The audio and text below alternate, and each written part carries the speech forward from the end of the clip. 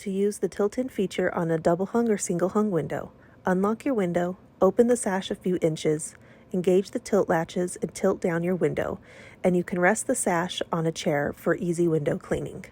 To replace the sash, make sure it's flat and not angled. You should be able to tilt back up the sash freely and move it up and down freely. Engage the tilt latches and put it back into the channel. Now you can close and lock your window. Vinyl windows commonly have a side load removal for their sashes.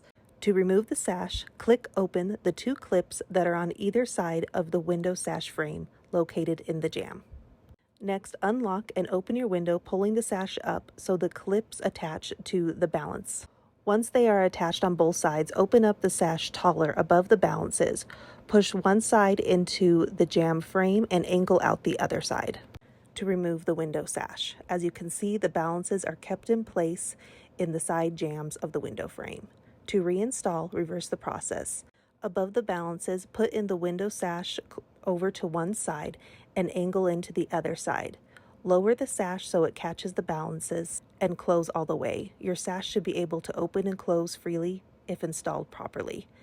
Next, push down the clip so they do not engage the balances when you open the window.